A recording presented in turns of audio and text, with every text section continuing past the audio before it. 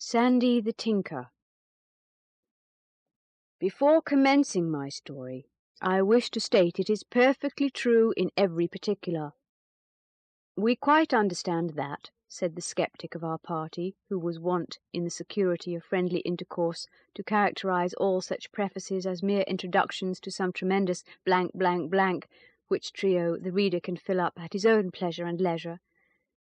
On the occasion in question, however, we had donned our best behaviour, a garment which did not sit ungracefully on some of us, and our host, who was about to draw out from the stores of memory one narrative for our entertainment, was scarcely the person before whom even Jack Hill would have cared to express his cynical and unbelieving views.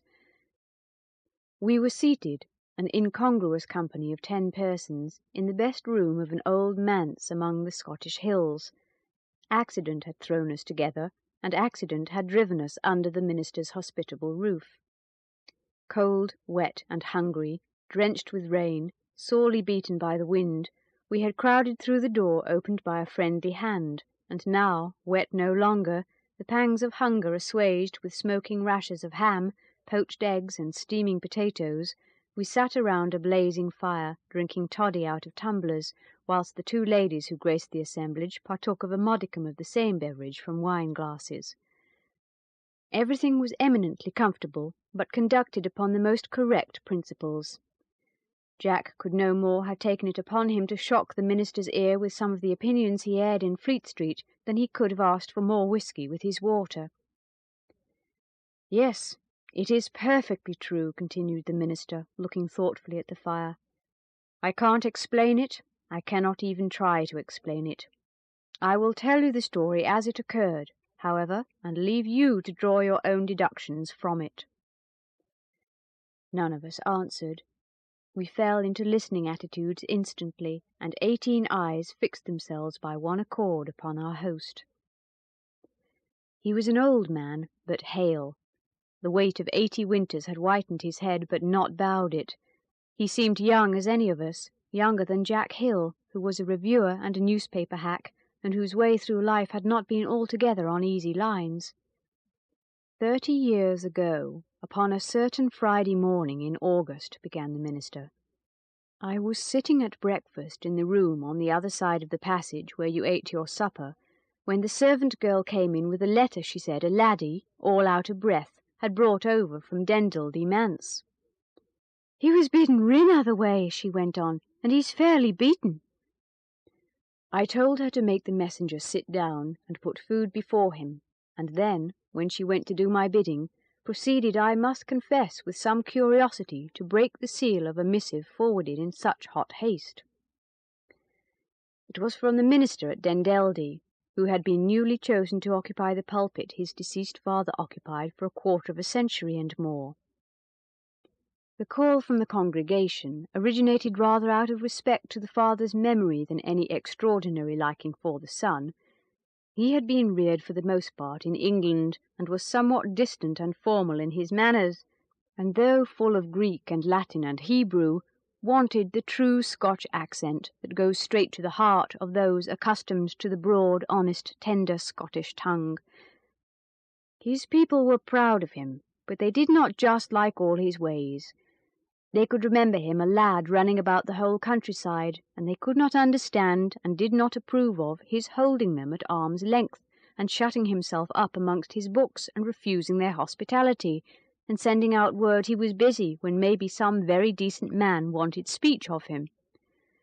I had taken upon myself to point out that I thought he was wrong, and that he would alienate his flock from him. Perhaps it was for this very reason, because I was blunt and plain, he took to me kindly, and never got on his high horse, no matter what I said to him. Well, to return to the letter. It was written in the wildest haste, and entreated me not to lose a moment in coming to him, as he was in the very greatest distress and anxiety. "Let nothing delay you," he proceeded. "If I cannot speak to you soon, I believe I shall go out of my senses." What could be the matter, I thought? What in all the wide earth could have happened?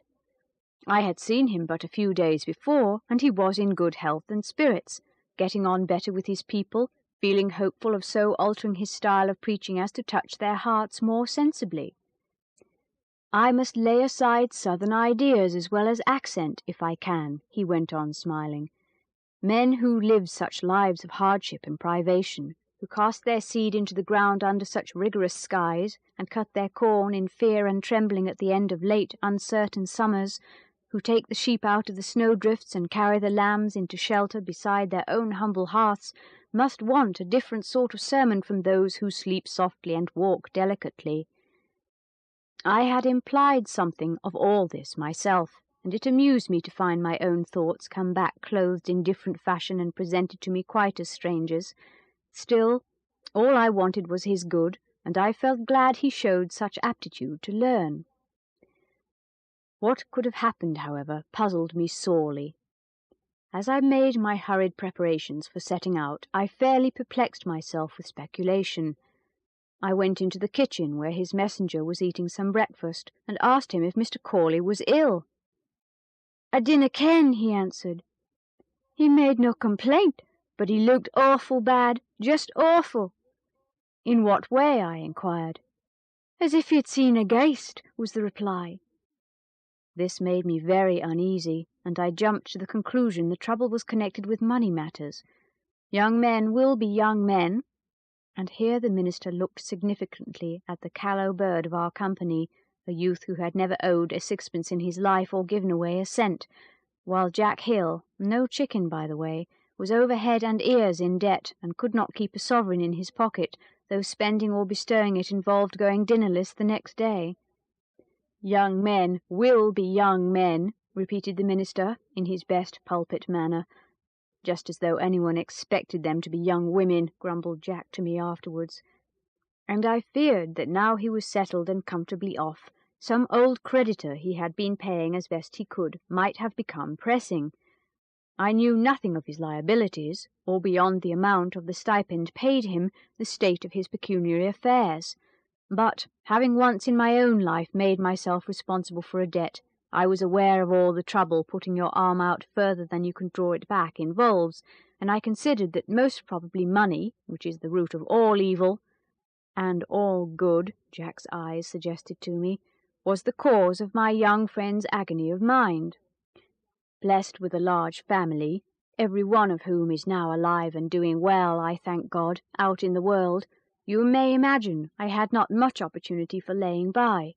Still, I had put aside a little for a rainy day, and that little I placed in my pocket-book, hoping even a small sum might prove of use in case of emergency. "Come, you are a trump," I saw written plainly on Jack Hill's face, and he settled himself to listen to the remainder of the minister's story in a manner which could not be considered other than complimentary. Duly and truly, I knew quite well he had already devoted the first 5-guinea cheque he received to the poor of that minister's parish.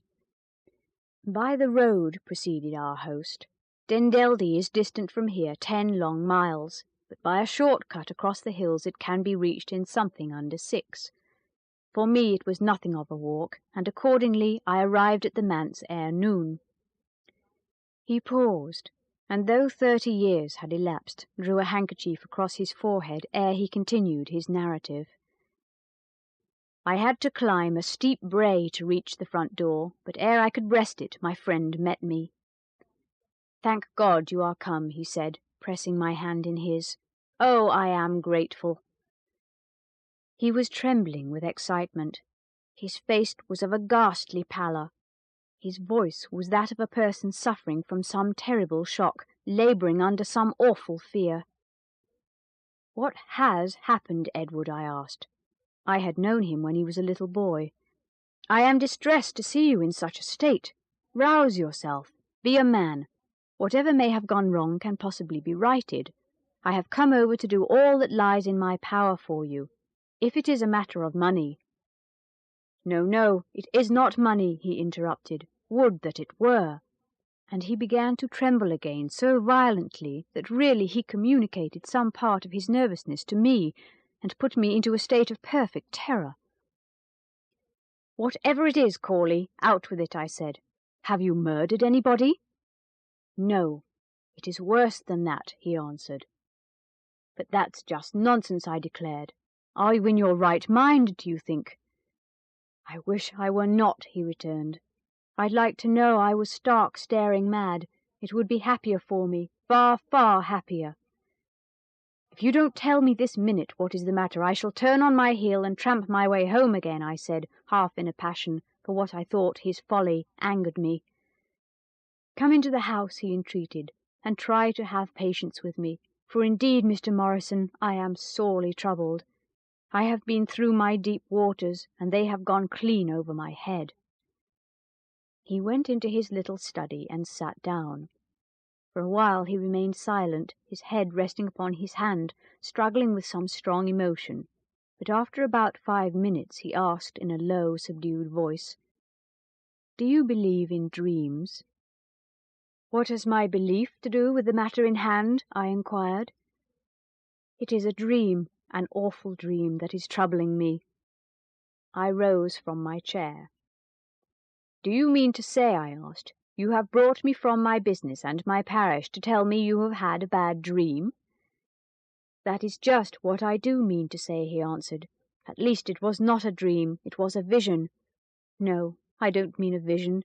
I can't tell you what it was, but nothing I ever went through in actual life was half so real, and I have bound myself to go through it all again. There is no hope for me, Mr. Morrison. I sit before you a lost creature, the most miserable man on the face of the whole earth." "What did you dream?" I inquired. A dreadful fit of trembling again seized him, but at last he managed to say, "I have been like this ever since, and I shall be like this for evermore, till the end comes." "When did you have your bad dream?" I asked. "Last night, or rather this morning," he answered.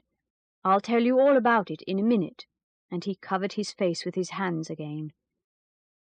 "I was as well when I went to bed about 11 o'clock as ever I was in my life," he began, putting a great restraint upon himself, as I could see by the nervous way he kept knotting and unknotting his fingers. "I had been considering my sermon, and felt satisfied I should be able to deliver a good one next Sunday morning. I had taken nothing after my tea, and I lay down in my bed feeling at peace with all mankind, satisfied with my lot, thankful for the many blessings vouchsafed me. How long I slept, or what I dreamt about at first, if I dreamt at all, I don't know, but after a time the mist seemed to clear from before my eyes, to roll away like clouds from a mountain summit, and I found myself walking on a beautiful summer's evening beside the river Deldey." He paused for a moment, and an irrepressible shudder shook his frame. "Go on," I said, for I felt afraid of his breaking down again. He looked at me pitifully, with a hungry entreaty in his weary eyes, and continued, "It was a lovely evening. I had never thought the earth so beautiful before. A gentle breeze just touched my cheek. The water flowed on, clear and bright.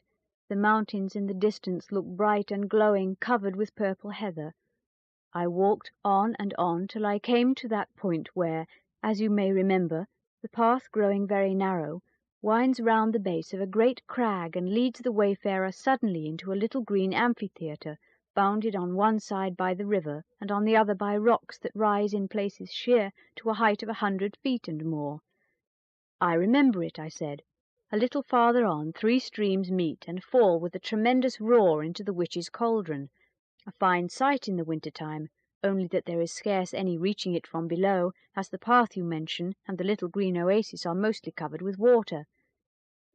"I had not been there before since I was a child," he went on mournfully, "but I recollected it as one of the most solitary spots possible, and my astonishment was great to see a man standing in the pathway, with a drawn sword in his hand.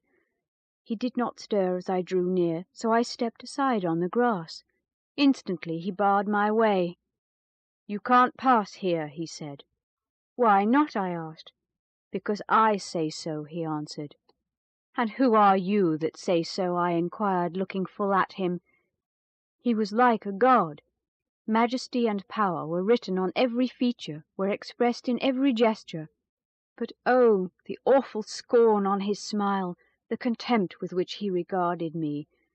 The beams of the setting sun fell full upon him and seemed to bring out, as in letters of fire, the wickedness and hate and sin that underlay the glorious and terrible beauty of his face. I felt afraid, but I managed to say, "Stand out of my way. The river brink is as free to me as to you." "Not this part of it," he answered. "This place belongs to me."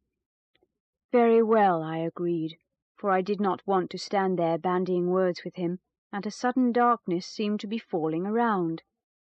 "It is getting late, so I'll e'en turn back." He gave a laugh, the like of which never fell on human ear before, and made reply, "You can't turn back.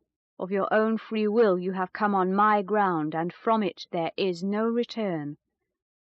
I did not speak. I just turned round and made as fast as I could for the path at the foot of the crag. He did not pass me, yet before I could reach the point I desired he stood barring my progress, with the scornful smile still on his lips, and his gigantic form assuming tremendous proportions in the narrow way. "Let me pass," I entreated, "and I will never come here again, never trespass more on your ground." "No, you shall not pass." "Who are you that takes such power on yourself?" I asked. "Come closer, and I will tell you," he said. I drew a step nearer, and he spoke one word. I had never heard it before, but by some extraordinary intuition I knew what it meant. He was the Evil One. The name seemed to be taken up by the echoes and repeated from rock to rock and crag to crag. The whole air seemed full of that one word, and then a great horror of darkness came about us. Only the place where we stood remained light. We occupied a small circle walled round with the thick blackness of night. "You must come with me," he said. I refused, and then he threatened me. I implored and entreated and wept, but at last I agreed to do what he wanted if he would promise to let me return. Again he laughed, and said, yes, I should return, and the rocks and trees and mountains, aye, the very rivers, seemed to take up the answer and bear it in sobbing whispers away into the darkness. He stopped and lay back in his chair, shivering like one in an ague fit. "Go on," I repeated again. "'Twas but a dream, you know." "Was it?" he murmured mournfully. "Ah, you have not heard the end of it yet." "Let me hear it then," I said. "What happened afterwards?" The darkness seemed in part to clear away, and we walked side by side across the sward in the tender twilight straight up to the bare black wall of rock. With the hilt of his sword he struck a heavy blow, and the solid rock opened as though it were a door. We passed through, and it closed behind us with a tremendous clang. Yes, it closed behind us. And at that point he fairly broke down, crying and sobbing as I had never seen a man even in the most frightful grief cry and sob before. The minister paused in his narrative. At that moment there came a most tremendous blast of wind, which shook the windows of the manse and burst open the hall door, and caused the candles to flicker and the fire to go roaring up the chimney.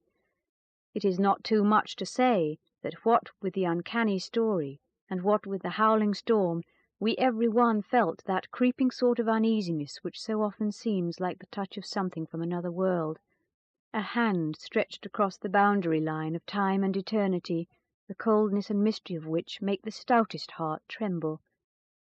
"I am telling you this tale," said Mr. Morrison, resuming his seat after a brief absence to see that the fastenings of the house were properly attended to, "exactly as I heard it. I am not adding a word or comment of my own, nor, so far as I know, am I omitting any incident, however trivial. You must draw your own deductions from the facts I put before you. I have no explanation to give or theory to propound. Part of that great and terrible region in which he found himself, my friend went on to tell me, he penetrated, compelled by a power he could not resist, to see the most awful sights, the most frightful sufferings. There was no form of vice that had not there its representative. As they moved along, his companion told him the special sin for which such horrible punishment was being inflicted. Shuddering and in mortal agony, He was yet unable to withdraw his eyes from the dreadful spectacle. The atmosphere grew more unendurable, the sights more and more terrible, the cries, groans, blasphemies more awful and heart-rending. "I can bear no more," he gasped at last. "Let me go." With a mocking laugh, the presence beside him answered this appeal, a laugh which was taken up even by the lost and anguished spirits around. "There is no return," said the pitiless voice. "But you promised," he cried, "you promised me faithfully." "What are promises here?" And the words were as the sound of doom. Still he prayed and entreated. He fell on his knees, and in his agony spoke words that seemed to cause the purpose of the evil one to falter. "You shall go," he said, "on one condition, that you agree to return to me on Wednesday next, or send a substitute." "I could not do that," said my friend. "I could not send any fellow creature here. Better stop myself than do that." "Then stop," said Satan with the bitterest contempt, and he was turning away when the poor distracted soul asked for a minute more ere he made his choice. He was in an awful strait. On the one hand, how could he remain himself? On the other, how doom another to such fearful torments? Who could he send? Who could come? And then suddenly there flashed through his mind thought of an old man to whom it could not signify much whether he took up his abode in this place a few days sooner or a few days later. He was travelling to it as fast as he knew how. He was the reprobate of the parish, the sinner without hope. Successive ministers had striven in vain to reclaim him from the error of his ways. A man marked and doomed, Sandy the tinker, Sandy who mostly drank, and always godless, Sandy who, it is said, believed in nothing and gloried in his infidelity, Sandy whose soul really did not signify much. He would send him. Lifting his eyes, he saw those of his tormentor surveying him scornfully. "Well, have you made your choice?" he asked. "Yes, I think I can send a substitute," was the hesitating answer. "See you do then," was the reply, "for if you do not, and fail to return yourself, I shall come for you. Wednesday, remember, before midnight." And with these words ringing in his ears, he was flung violently through the rock, and found himself in the middle of his bedroom floor, as if he had just been kicked there. "This is not the end of the story, is it?" asked one of the party, as the minister came to a full stop, and looked earnestly at the fire. "No," he answered, "it is not the end. But before proceeding I must ask you to bear carefully in mind the circumstances already recounted. Specially remember the date mentioned, Wednesday next, before midnight. Whatever I thought, and you may think, about my friend's dream, it made the most remarkable impression upon his mind. He could not shake off its influence. He passed from one state of nervousness to another. It was in vain I entreated him to exert his common sense, and call all his strength of mind to his assistance. I might as well have spoken to the wind. He implored me not to leave him, and I agreed to remain. Indeed, to leave him in his then frame of mind would have been an act of the greatest cruelty. He wanted me also to preach in his place on the Sunday ensuing, but this I flatly refused. "If you do not make an effort now," I said, "you will never make it. Rouse yourself, get on with your sermon, and if you buckle to work, you will soon forget all about that foolish dream." Well, to cut a long story short, the sermon was somehow composed, and Sunday came, and my friend, a little better and getting over his fret, walked up into the pulpit to preach. He looked dreadfully ill, but I thought the worst was now over, and that he would go on mending. Vain hope! He gave out the text, and then looked over the congregation. The first person on whom his eyes lighted was Sandy the tinker, Sandy, who had never before been known to enter a place of worship of any sort, Sandy, whom he had mentally chosen as his substitute, and who was due on the following Wednesday, sitting just below him, quite sober and comparatively clean, waiting with a great show of attention for the opening words of the sermon. With a terrible cry, my friend caught the front of the pulpit, then swayed back and fell down in a fainting fit. He was carried home and a doctor sent for. I said a few words, addressed apparently to the congregation, but really to Sandy, for my heart somehow came into my mouth at the sight of him. And then, after I had dismissed the people, I paced slowly back to the manse, almost afraid of what might meet me there. Mr. Corley was not dead, but he was in the most dreadful state of physical exhaustion and mental agitation. It was dreadful to hear him. How could he go himself? How could he send Sandy, poor old Sandy, whose soul in the sight of God was just as precious as his own? His whole cry was for us to deliver him from the evil one, to save him from committing a sin which would render him a wretched man for life. He counted the hours and the minutes before he must return to that horrible place. "I can't send Sandy," he would moan. "I cannot, oh, I cannot save myself at such a price." And then he would cover his face with the bedclothes, only to start up and wildly entreat me not to leave him, to stand between the enemy and himself, to save him, or, if that were impossible, to give him courage to do what was right. "If this continues," said the doctor, "Wednesday will find him either dead or a raving lunatic."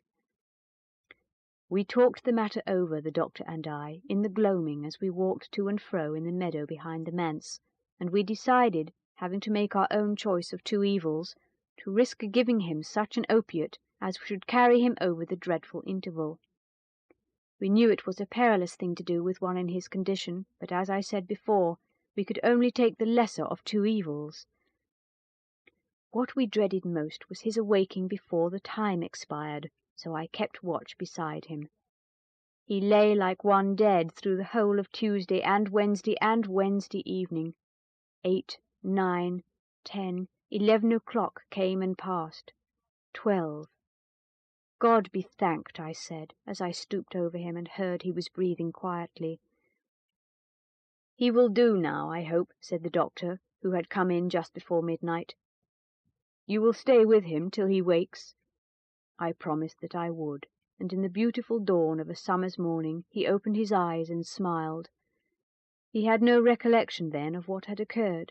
He was as weak as an infant, and when I bade him try to go to sleep again, turned on his pillow and sank to rest once more. Worn out with watching, I stepped softly from the room and passed into the fresh, sweet air. I strolled down to the garden gate and stood looking at the great mountains and the fair country, and the Deldie wandering like a silver thread through the green fields below. All at once my attention was attracted by a group of people coming slowly along the road leading from the hills. I could not at first see that in their midst something was being borne on men's shoulders, but when at last I made this out, I hurried to meet them and learn what was the matter. "Has there been an accident?" I asked as I drew near. They stopped, and one man came towards me. "Aye," he said, "the worst accident that could have befell him, poor fella. He's dead."